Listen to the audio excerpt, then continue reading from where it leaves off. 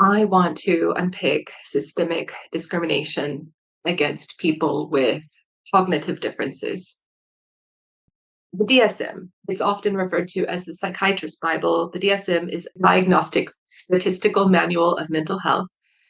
If you were to open the DSM and look at traits of disorders, a lot of disorders are categorized as being problems to the institution. So a description of ADHD today would be can't sit still, can't follow instructions, argues with authority. I mean, these are traits that make life for the school system difficult. They're also traits that would make the work environment difficult. So what is disordered is quite often considered disordered because it challenges the earliest draft started out not to do with mental health at all. It was a census. It was a census in America. You would have census takers travel town to town, find out who was fit to work.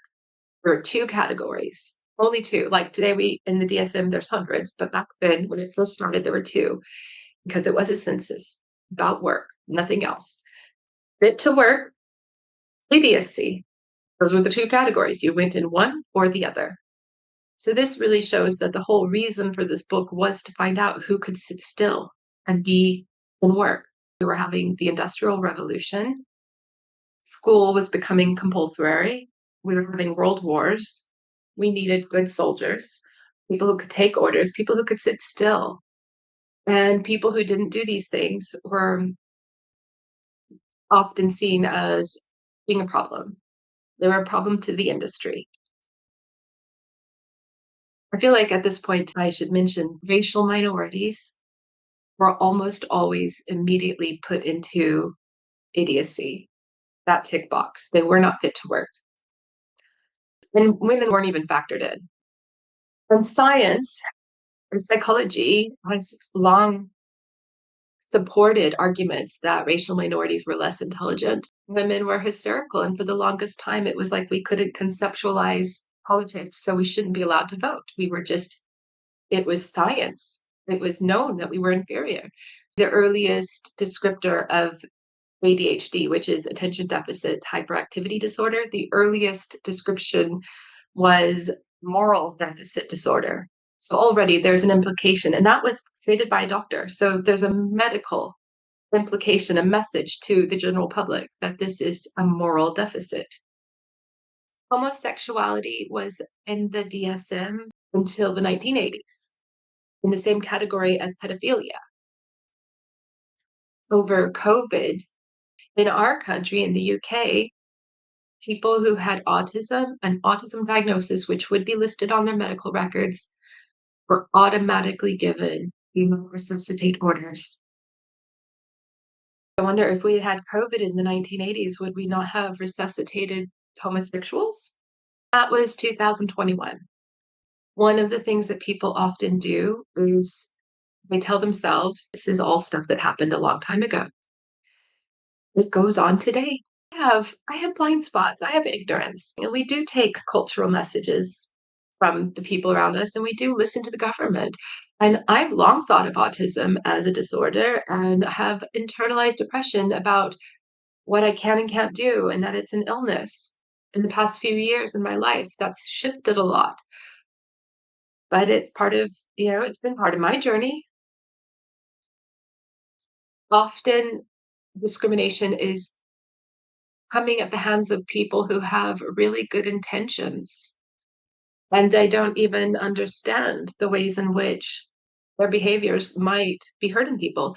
So if I go back to the census takers in America, I think about these people going town to town. They probably didn't think they were racist.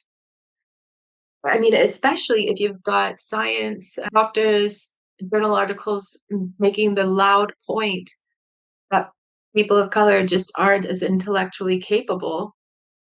I'm going to divert just a bit. I've just watched a really brilliant video, a short video about Down syndrome, about how it's from an organization called Core Down. And basically the message is that when you tell somebody they can't do something, that becomes the reality.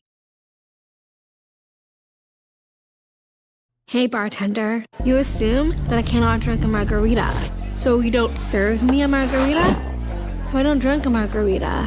Your assumption becomes reality. And parents, you assume that I cannot live on my own. So you don't encourage me to live on my own. So I don't live on my own. Coach, you assume that I cannot hit harder. So you don't train me to hit harder. So I don't hit harder. And teacher, you assume that I cannot learn Shakespeare. So you don't teach me Shakespeare. Old MacDonald had a farm. So I don't learn Shakespeare. E-I-E-I-O. But hey, if all your assumptions become reality, then assume that I can drink a margarita. So you serve me a margarita. So I drink a margarita. Assume that I can live on my own. So I live on my own. Assume that I can hit harder. So I hit harder. Assume that I can learn Shakespeare. So, what fools these mortals be! I learned fucking Shakespeare.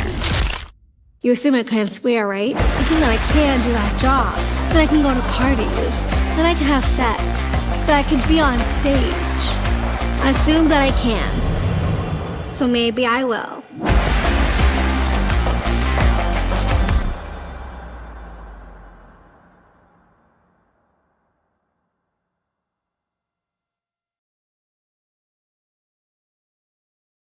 So there was a message that people weren't as intelligent.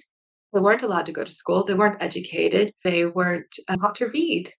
So then you've got people who didn't go to school, who didn't learn how to read. And a society is like, yeah, well, science says, the doctors say, this is how it is. Okay, I wonder how much we're doing that to people with autism or Down syndrome or any kind of cognitive difference. How much are we saying it's not possible and therefore, and then you look 10 years later after not educating the person and say, oh, well, they're not capable because they're not doing it.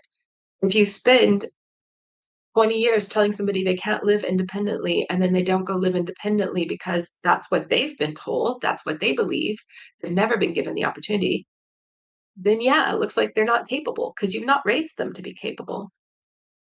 But these people who often are doing this they mean well. They really do. And then, so then calm down a little bit. It starts to get very personal for me. Throughout my time as a mom, raising my son who has autism, I've had repeated conflict with teachers who I didn't feel taught him. I felt he could tolerate more challenge. He's really smart. And I'm not just saying this because I'm his mom. I have conversations with him. He knows things. He's got interests that I don't have, and therefore knows things that I don't know. He's not great at everything. There are some things he's really not great at, but he's smart. Watching him go through school, people didn't challenge him. People didn't think that he could do it. So then he didn't get challenged. He didn't get opportunities. He wasn't allowed to take exams that other people were allowed to take. And it was really hard to get him into university. The point is, the teachers often really meant well, but they couldn't see. They couldn't see what they were limiting. They couldn't. And if I was ever upset, then it would be, "Look, she's just being difficult. This delusional woman thinks her son can go and do things." And I mean, there were low-key suggestions that I was neglectful because I was encouraging my child to go be independent. And then the nice people, they get upset with the people who are upset with them. So when you start to want equality, they think, why are you being irrational? Why are you being awkward? The police officer picked my son up for wearing pajamas outside. He was walking around in our village wearing flannel pajama bottoms and a t-shirt. But the police officer picked him up and took him home and was really upset with me for letting him leave the house like that. He was 18. I know that being cold will not kill him and he can turn around and come home and get his coat. I also know I cannot teach him that he needs that. It is an experience he has to have. And so I said, he can make choices. And the police officer is like, well, he's vulnerable. And right as we're having this conversation, a woman runs down the road wearing short shorts and a tank top. when she's running. Right then I said to the police officer, well, what about her? Why is she not vulnerable? Well, she's not vulnerable because she's running. It's because it looks normal. My son was vulnerable because he didn't look normal. I explained that this is discrimination, and the police officer told me it's not discrimination because he doesn't discriminate. And I love this. The reason he does not discriminate is because he is from York. He first of all got cross with me, thinking I'm responsible for this 18-year-old. No, I am not. I do give him food and a place to sleep, but he is 18. Okay. And then the police officer still expects to somehow be the hero in this scenario. And when I don't give him praise but instead try to educate him, he finds that really offensive. So this is how the good people develop microaggressions, because they do not want to hear that they might be getting it wrong. And then they start to think, oh, those people. Autistics are awkward. It's like the trope, women are just hysterical. Autistic people are just stubborn and they don't listen. And it doesn't take long to go from that to acts of coercion and gaslighting, and for professionals to justify these acts as being necessary because autistic people don't listen. So rather than argue, let's make things just work the way that we need them to work because we know we're right, because it's common sense. Terrible. I've worked in education and medical care and very, very, very briefly in social care.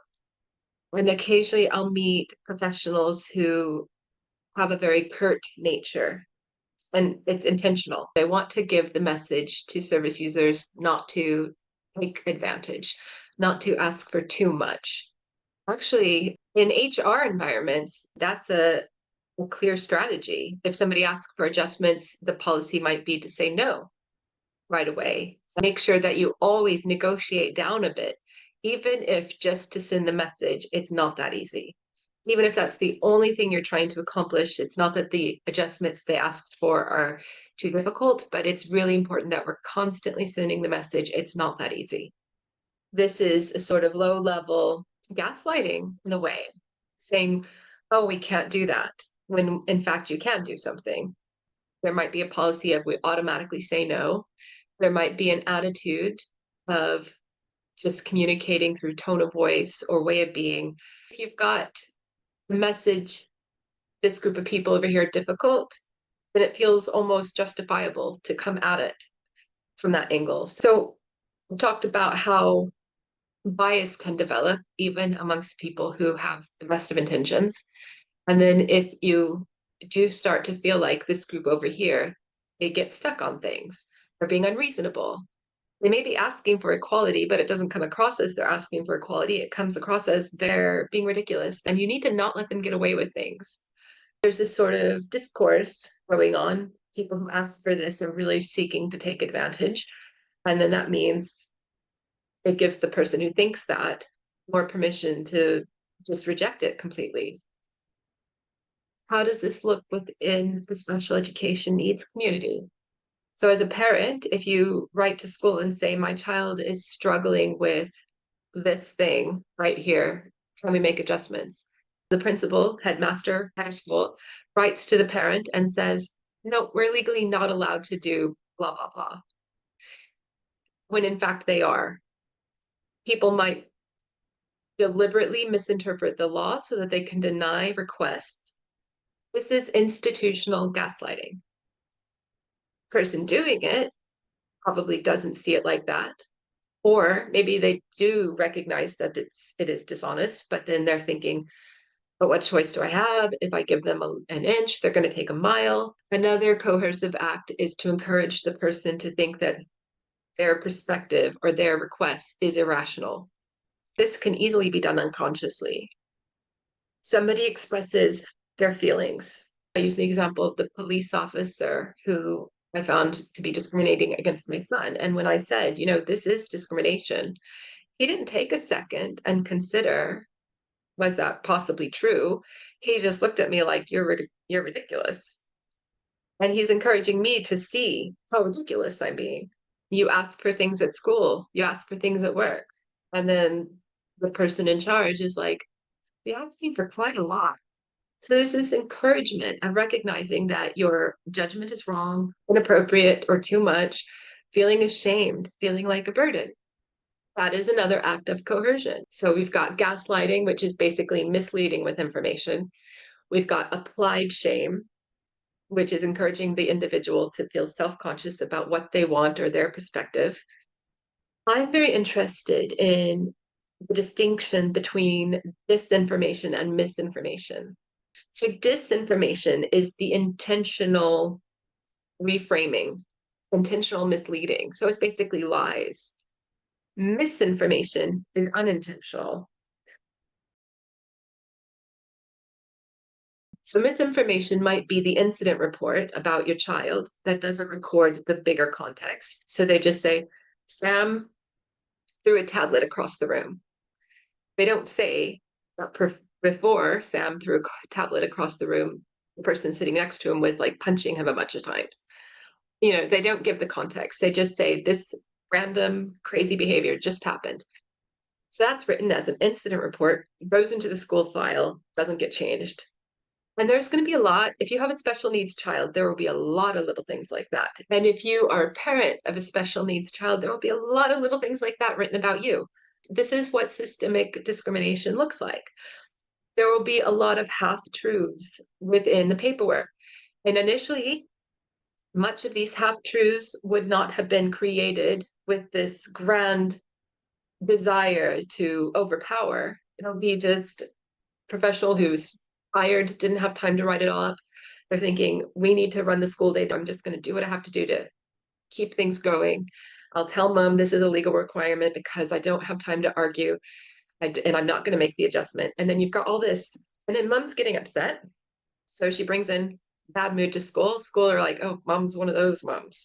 And child is not coping. And so child has thrown something across the room. Child is hiding underneath the child is coming in late repeatedly. And what does that mean about mom? And what does that mean about child? And all of these things that are recorded without a really good context explaining them. This builds a picture, and it is throughout the system, and it is across the multi-agencies. Then there's disinformation. When things started to go south, I had a moment with the doctor who had made mistakes about my son. I kept asking him politely, can you correct this? At one point, he got quite cross with me for repeatedly asking him to do the thing he was supposed to do. And he said to me, if you're not happy with my service, you should complain because everything comes out when you complain. I knew what he was referring to was all of this misinformation, half-truths, incident reports that would be outside of context, all the things that typically exist within the paperwork of a child with special education needs. It will be there, big derogatory picture of that child and their family. And he knew it. He wasn't a stupid man. He knew exactly what he was saying. So that, using misinformation, using half-truths that weren't consciously created, but consciously using them, then it becomes disinformation. It's in that moment that unconscious bias becomes conscious. Last thing before I stop is I would say, if ever you're in a position where maybe you're dealing with family, you're feeling frustrated or anxious, or you've heard things, and maybe you're already a little bit on guard, try as best you can, be aware of that feeling so that you can put it aside. And then meet with the person in person. It breaks through a lot of barriers just to be in person with somebody.